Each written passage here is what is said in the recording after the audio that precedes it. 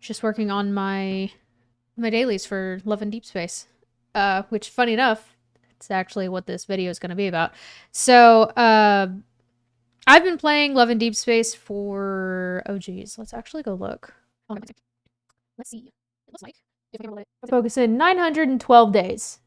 So I have been playing Love and Deepspace for 912 days. So I've been very close to a day one player, but not quite a day one player.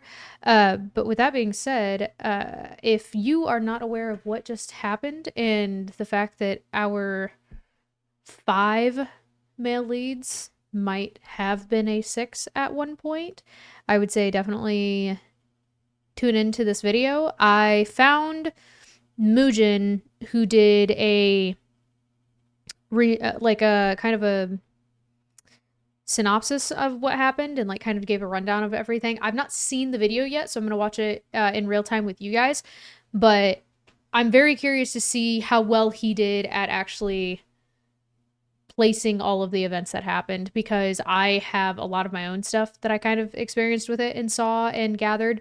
So yeah, without further ado, let's just get into the video.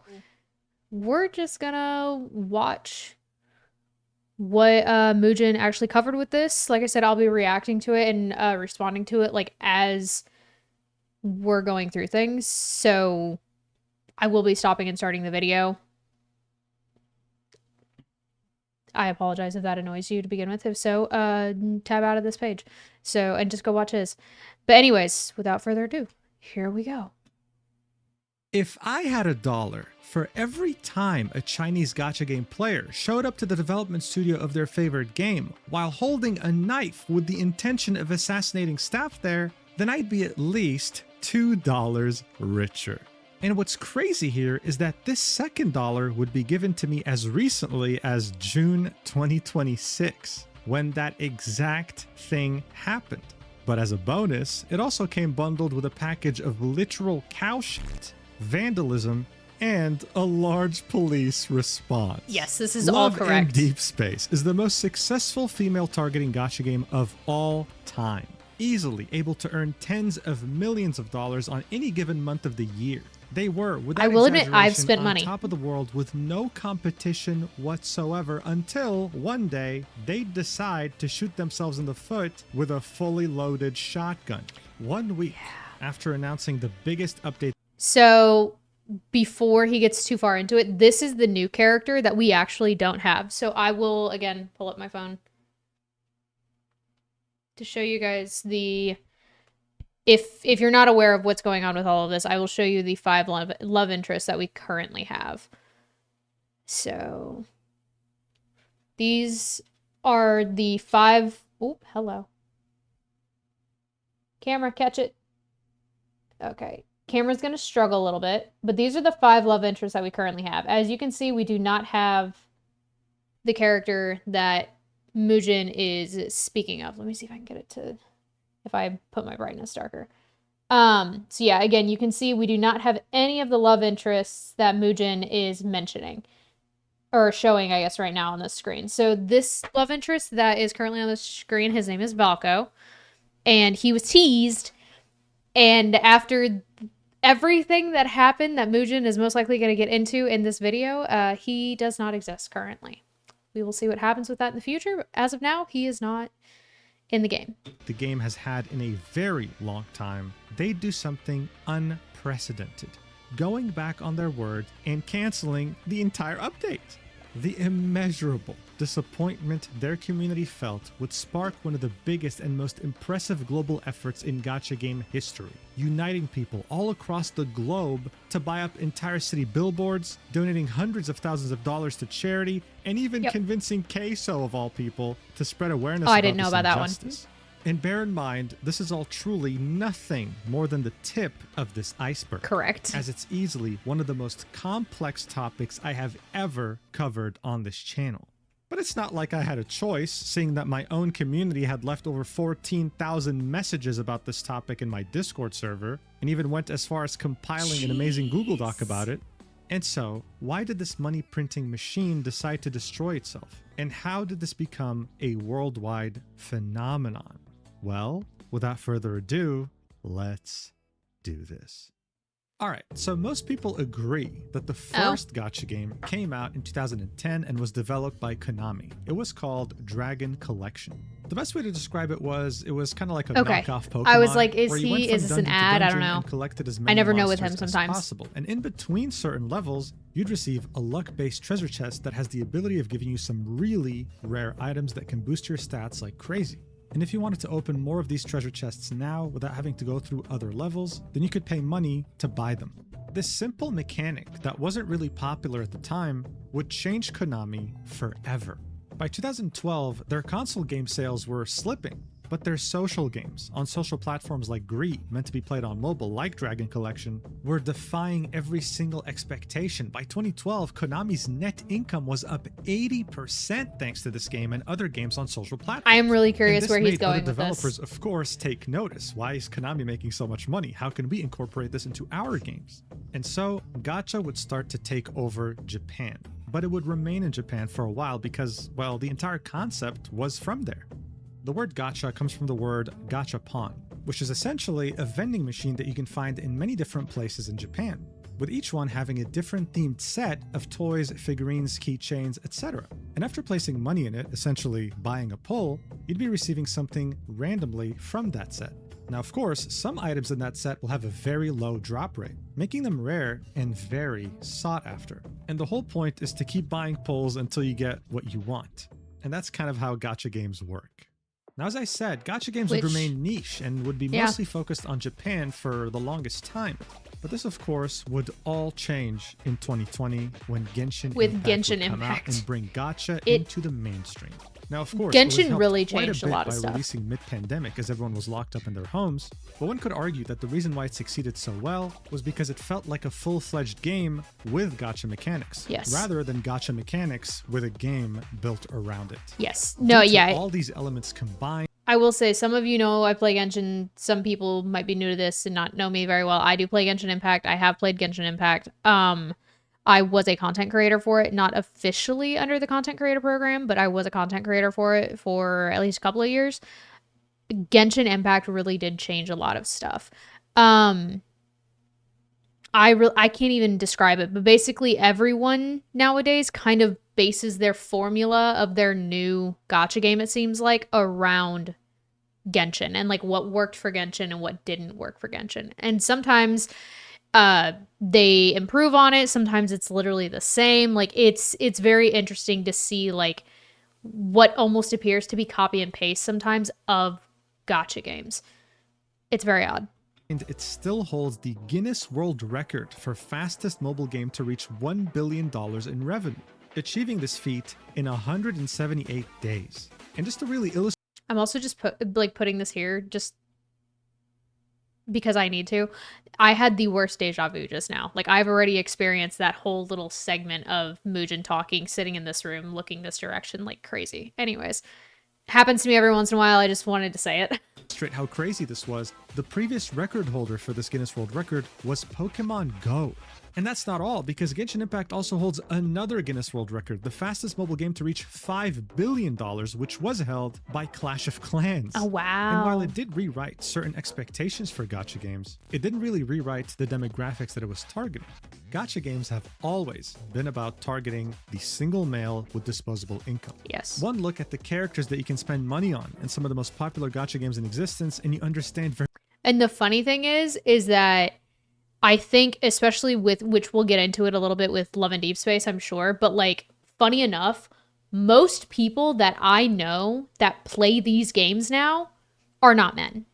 It's just like, it's wild to me, like how these were all supposed to be targeted towards like straight men with disposable incomes, and like nowadays the funny thing is that the demographic is like wildly different.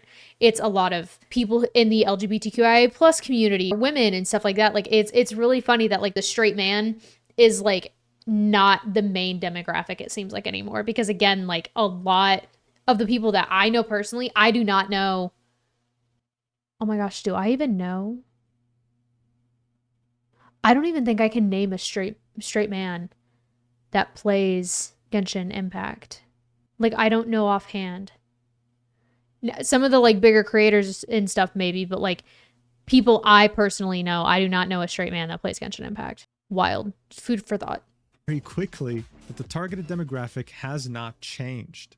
You don't even need to take my word for it. The CEO of Hoyoverse, the developer behind Genshin Impact, would, as far back as 2011, talk about this topic to investors. He'd say that the otaku have been suffering from huge psychological pressure and that they hope that they can play their games easily so that they can enjoy this feeling of being saved. He would then say that the games that they're making were specifically made for touchable devices because of a fairly innovative feature they came up with, which is the touch feature. Yep, it's fairly straightforward. This was for one of their first major games called Honkai Impact, and you could pretty much... And so, funny enough, I did actually play Honkai Impact the Third as well for a little while. Pretty decent game. I did like it. Not as much my style. I think I got into it like 3 or 4 years after it had started. And I quit playing it because I couldn't stay interested, and the only character I really liked was Einstein, so...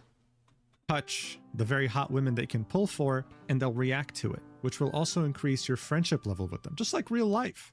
But if you've played gacha games, if you've come across this logic, then you must have taken a step back at some point and asked yourself, yeah, I get it, the established demographic is men, but what about women? Yes, there's a lot of men that are lonely out there that would want companionship from a hot waifu, but let's not pretend that women don't want the same thing.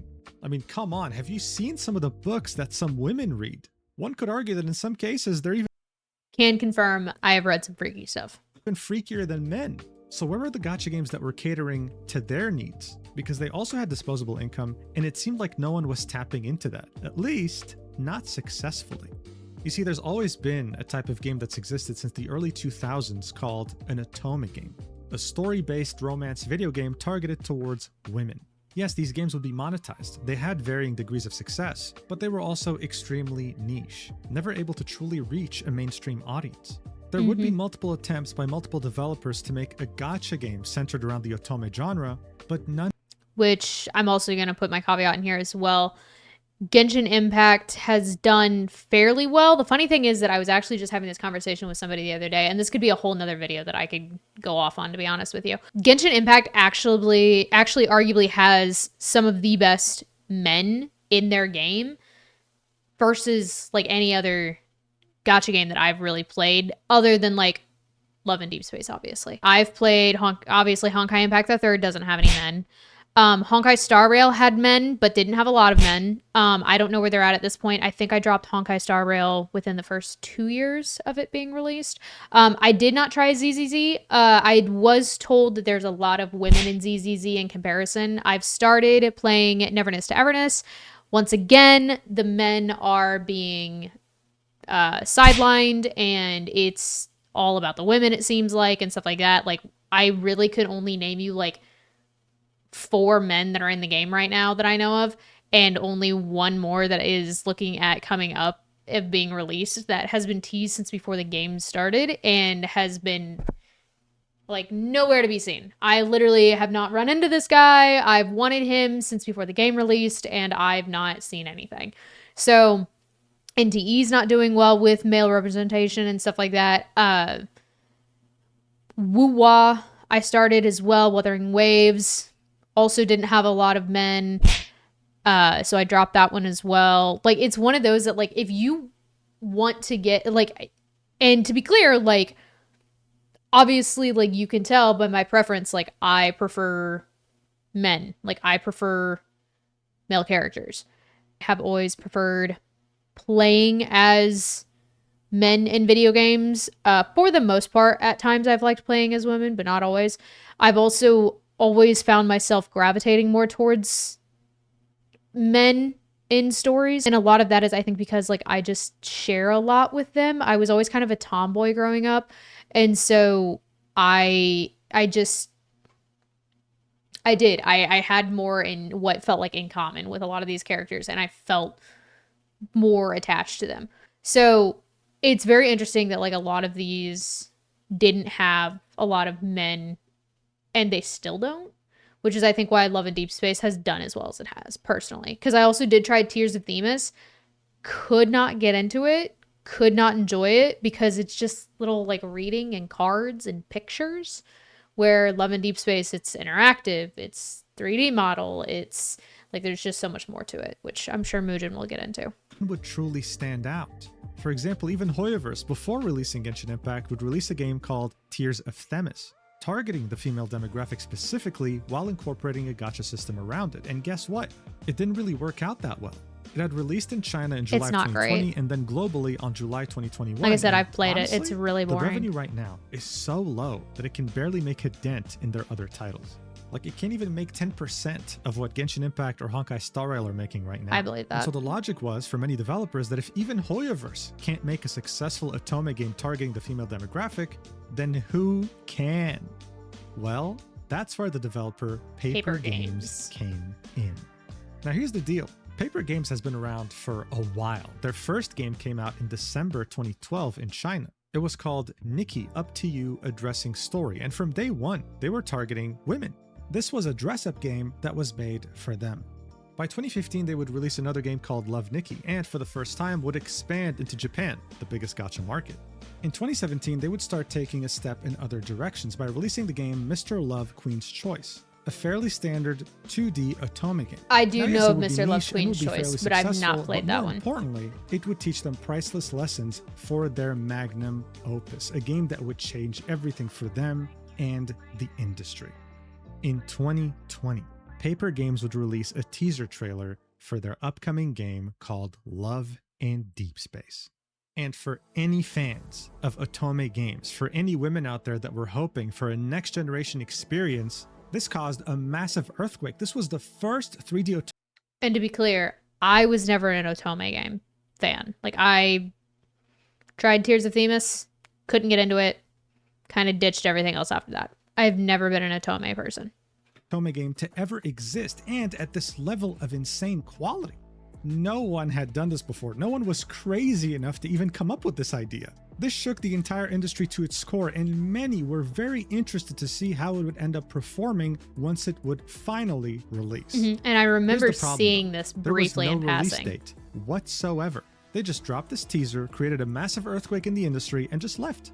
They would literally disappear, and people wouldn't hear any updates from them for years. That would be the reality until 2023, when something would finally come out from the studio, but it wasn't good news at all. News outlets would report that Paper Games was about to take on a loan of $70 million. And what was really interesting here is that the person giving them that loan was Hoyoverse, the creators of Genshin Impact. It turned out that Paper Games had overextended itself and was developing too many titles at once. That's and ran out news of money. to me. So they asked Hoyoverse for a loan, and Hoyoverse gave it. I did not know the that. Collateral was really interesting. If Paper Games had failed to pay Hoyoverse back their money by the agreed upon date, then Hoyoverse would get 10% of Paper Games' share, effectively owning 10% of the entire company. At the time, people didn't really know what to think. This was a massive loan, and Paper Games was not making anywhere near close that money. What people didn't know, though, was that the plan was simple. Internally, they were hoping to repay this loan by releasing Love in Deepspace. They were banking everything on the success of that game, and it was about to come out on January 2024. And However, I think they did a good job. So I think I downloaded it in March March of 24. Success, no one, whether it be from the staff or the executive team or the CEO himself, could have ever predicted the ridiculous success that this game would find all across the globe. This game's impact on the Otome game genre was like what Genshin Impact did for gacha games. In 2024, Paper Games made over $1 billion, and you bet your ass that they repaid Hoyoverse every single dollar of that loan amount. Yeah, I'm sure they did. It had done what did. So many others had attempted to do, but failed, bringing this genre to the mainstream and incorporating gacha mechanics within it too. But why? What was the secret formula that no one else understood? Well, for many men, the attraction to gacha games was about having a power fantasy, collecting sexy and strong characters that will progress through a story that centers around them. Thing is though, women don't really want that. Love in Deepspace offered them something different. A game centered around being individually known and cared for. It played more like a 3D dating simulator that caters to your needs, like a genuine routine that becomes a part of your day rather than just a traditional gacha game. And here's how it would do that. The game would initially release with 3 different love interests: Zane, Raphael, and Xavier. And Silas would release right after, with Caleb joining. I wouldn't say right after. He came about a year later. You stupid. And Caleb came, was it about a year later? Hold on. So they came out in January of 24. I want to say Silas came out July. No, I guess it was like right after then. Hold on. I'm going to go look at, because again, I can tell by my days together or whatever, because like as soon as Silas came out, I went and played the story and got him. Same with Caleb. So I can probably tell roughly how many days. Did he come out in July of 24? I really didn't think he had come out that early.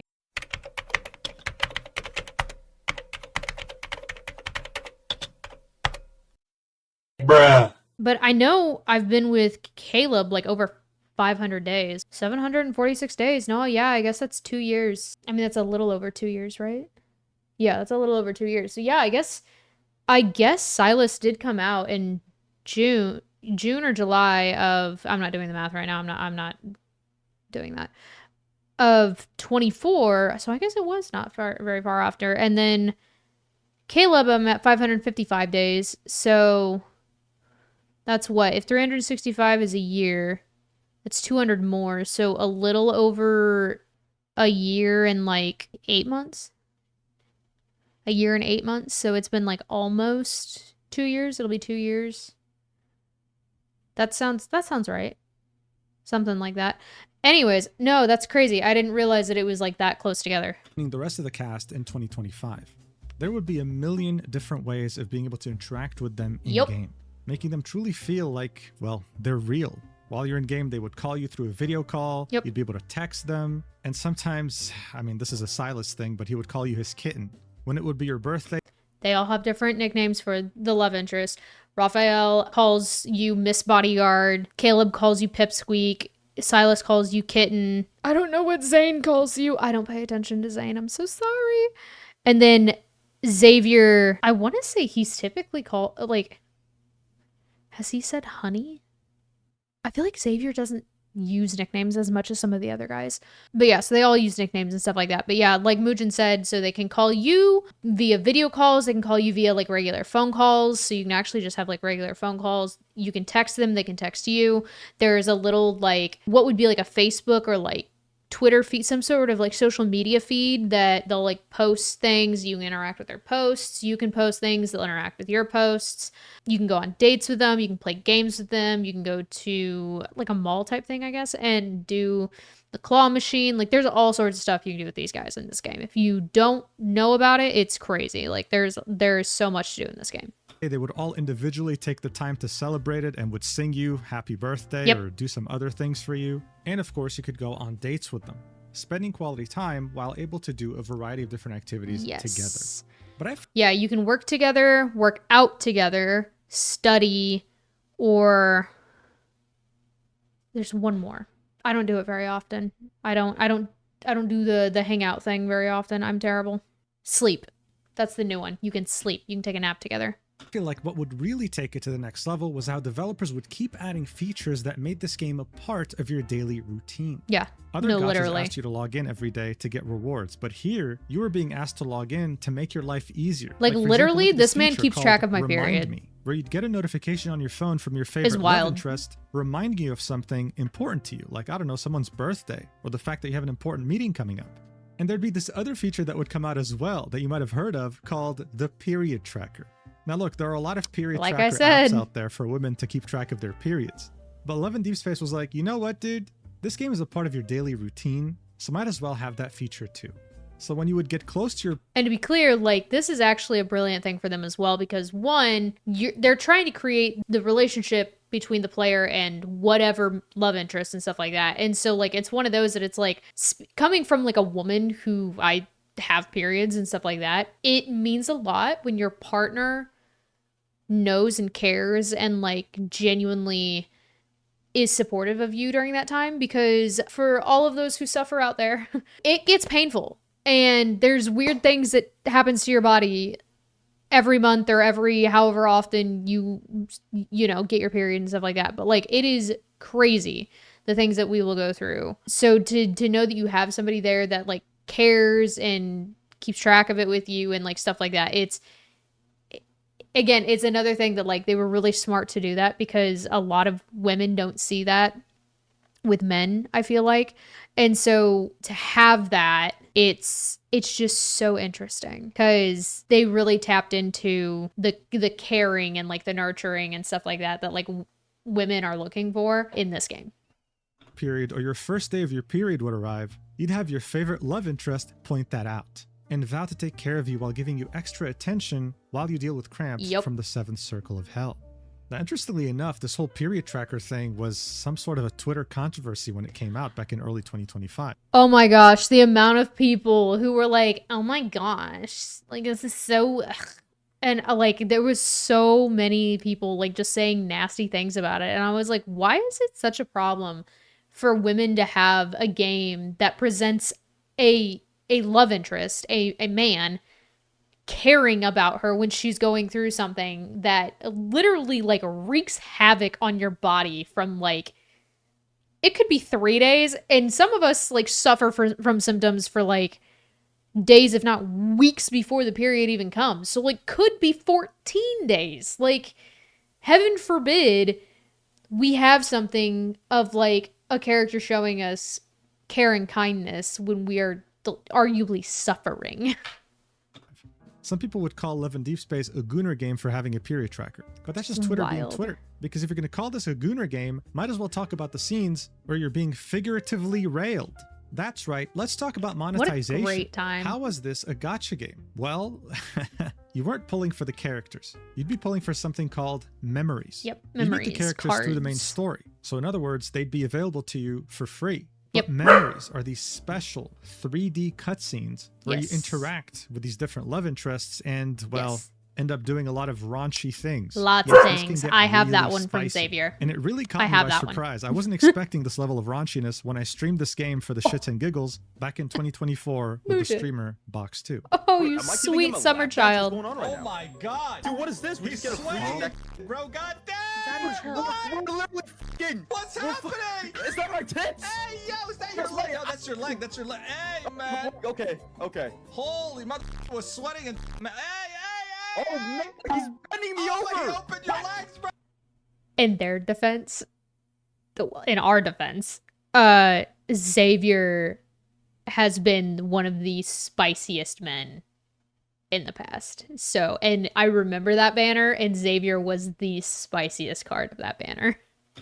Yeah, it was definitely unexpected on my end. So essentially, this is what people spend their money on, okay? Of course, seeing that this is a free-to-play game, you can earn this currency for free by playing, but many would choose to spend money because other than these raunchy cutscenes, you'd also be unlocking outfits for these love interests, as well as gear that would make you more powerful for story combat sequences. Oh yeah, because there this is an action also game at the end of the combat day as in this well. game as well, All by these the way. elements combined would make this game one of the most successful gacha games of all time. Other developers in the industry would be so impressed that they would ask team members from Paper Games to I'll conduct say, speaking of, I'll workshops or actually just, like- presentations talking about the logic. I'm pretty and sure I haven't done my strategy battle behind for making this behemoth. period, so I'll do that Like this while we're doing presentation this. that was conducted back in March 2026 in the Game I haven't, it's Developers at 0 right Conference. now. It will be called Designing Crush-Worthy Characters in Love in Deepspace. This would be fascinating because in this presentation, the lead character designer would describe how the team designed characters that millions of players became emotionally attached to. This emotional attachment would be why this game would make so much money. The women playing this game would sometimes spend money when they already had a good enough Will amount admit, of currency. I And they had definitely two main have reasons to emotional do so. attachment to Number this one, game. they're absolutely in love with a love interest in the game and they want to spoil them. And number two, I'm not sure I'm that they far. want to support the developer. This I is not a do, mentality that you see for many things. Many women genuinely wanted Paper Games to make more money so that they can continue updating the game because no one else had ever made a game like this. And before you knew it, this game was competing head-to-head with the giants of gacha such as Genshin Impact and Honkai Star Rail. Yep. By mid-2024, it was making tens of millions of dollars per month. So as I said, it was no wonder that Paper Games made over $1 billion in 2024, while also becoming the #1 highest earning app on the Chinese App Store, which is a very big deal. But by the end of We love that 2024, for they them. would take it another step further, incorporating something At that's that not time. really present in mainstream gacha games. we're dealing like with Love some and stuff now. Deepspace. VIP services. You would become a VIP if you spend a minimum of $690. And as soon as you reach tier 2, which starts at $2,100, you Which Mujin is actually, so this is where I'm hoping he talks about it correctly. Mujin is talking about the tiers in China. In global, it is not $690. It's like $1,000 plus to get tier 1 VIP. would receive gift boxes sent to your address. They'd have special merch and other little goodies. So- And when you get to the VIP 2 tier, you start getting personalized gift boxes sent to your address, with more exclusive items signed by your love interest in-game once you reach higher tiers, with some being at a minimum of 5 fucking figures. Look at how many people on the Love and Deepspace subreddit would post when they got VIP, like it's a celebration. And you know what's even crazier? These prices that I just showed you are exclusive to the Chinese server, taking into consideration their local purchasing power. But outside of the Chinese, Japanese, and South Korean servers, it has been reported, like in this thread right here, that the minimum for global players to become VIP is to spend around $6,000. Oh, I thought it was, Almost 10 okay. times So the it's Chinese 6,000. minimum. It's not 600. That is a lot of money. I thought it was March only like 2025, like 1,000 or a Reliving couple will start thousand. I didn't know it was outgrossing Genshin 6. Impact, Honkai Star Rail, Wuthering Waves, Uma Musume, I mean just about any other gacha. The CEO of Paper Games was hailed as a genius, and he would become a billionaire. He'd be interviewed by so many different publications, and he'd say that the reason for his success was simple, specifying it's not that women don't like to play games, but there are no good games for women to play. That is He'd true. also point out that when it came to Paper Games, 70% of their workforce is female. So he wasn't necessarily the genius here, it was the team behind this game. For one of the first times ever, you had a high budget. Which is brilliant. Women making games for women is the smartest thing to do, because no matter how much you try, no matter how much you think you will, if you are not a woman, you are not going to understand how we think. Like, it's just, men want different things in life than women do, and that is entirely fine, and that is entirely, you know, expected, because there's different things that need to be completed and taken care of in the world, and women like doing certain things and men like doing other things. Now, I'm not to say that like there are not women out there who like to do more masculine things, and there aren't men out there that like to do feminine things, but like the majority of it is, it's amazing. I'm very glad to hear that, like, in the beginning of this, like, women were creating games for women. Game for women made by women in the otome genre. And that's what so many other game companies were missing. That's why games like Tears of Themis just couldn't really hit the mark. And this is how Love and Deepspace became a worldwide phenomenon, with billboards even popping up in Times Square. Yep. I mean, it would become such a phenomenon that you'd have media publications like Reuters making mini documentaries about how this game took over women's love lives. Listen to how they would describe it. Chinese civil servant Zhou is in a 6-month relationship with her first boyfriend. He's a wavy-haired, handsome painter. He's also fictional. Qi Yu is one of 5 romantic interests to choose from in Love and Deepspace, the world's biggest mobile dating game with some 80 million users, according to research firm Sensor Tower. 80 million users. That is an insane.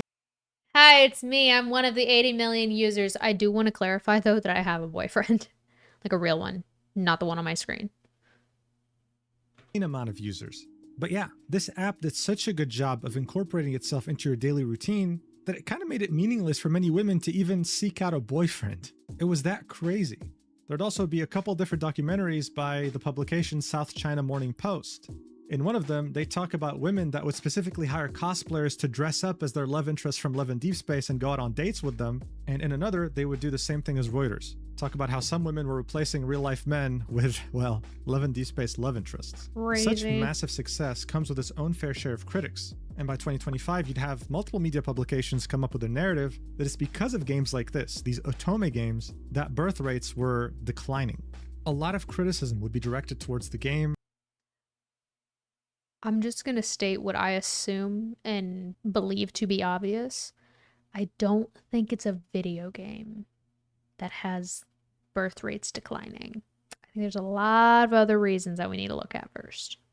And the women that were playing it. Some of these women would start blaming incel culture for this, while others would point out that it's just simply because it's popular. This new dynamic would lead to some nasty fights within the gacha community, like how, for example, on the Chinese internet, some Love and Deepspace fans would go head-to-head with Snowbreak Containment Zone fans, a game that heavily targeted the male demographic. Things got very nasty there, and I would need to make a whole video to do it justice. But I it have did no end idea with the about government Snowbreak. intervening and pretty much censoring So the I hell can't. out of Snowbreak. But it's just an example to illustrate to you how this huge wave of attention that this I game can't tell got you about that didn't one. only bring positives to the community. However, as long as the developer could keep the Love and Deepspace community satisfied, nothing could stand in the way of this money-printing behemoth. But with so much attention and expectations aimed towards this game, and with so much money being made, as time went on, it seemed like Paper Games was simply not prepared to blow up that much. And that lack of preparation gave them many more problems with their own community than they could have ever bargained for. With that being said, I think I'm actually going to pause the video here. I'm going to make a part 2 because this already feels like a very long video. That's kind of a good history. Mujin really did do a good job of the history of Love and Deepspace. So I'm going to give him props on that. Like all of that actually was like really well done, really well taken care of and stuff like that. And so I think we've got the history of Love and Deepspace like kind of laid out so you guys kind of know like the basics of what's going on and stuff like that, and like where all of this kind of came from in the history of like how it was built, how it came to be and stuff like that. There's a few things that he might have missed, but I think for the most part, he kind of got the nail on the head with all the history and stuff like that. So it's really important to remember that this is a cutting edge game for this genre, just like how Genshin Impact was for that genre. It is a game that took off in a way that I don't think the company actually was like prepared for and actually believed was going to happen. So do with that information what you will. I personally have been playing it since March of 24, roughly, but the game came out in January of 24. So it's really only like a 2.5-year-old game. So it's really young, arguably, in its existence. It's got like 80 million players is what Mujin said and stuff like that. And so like there's a lot of stuff with it. The big thing I do want to reiterate on though is the fact that this game banked on creating relationships between fictional characters and their player base. And while I understand the reasoning for that, I understand like what the whole point is for Otome games and stuff like that, that is going to be a big factor for what just happened. And for what Mujin's going to get into in the rest of this video and what I'm going to then respond to in the next one. So with that one, I really hope to see you guys. I'll probably post this and then 2 or 3 days later, I'll probably post the next part. So be on the lookout for part 2 where we actually get to watch Mujin go over what happened recently with Love and Deepspace, which was wild. Thanks again, guys, and I will see you in the next one.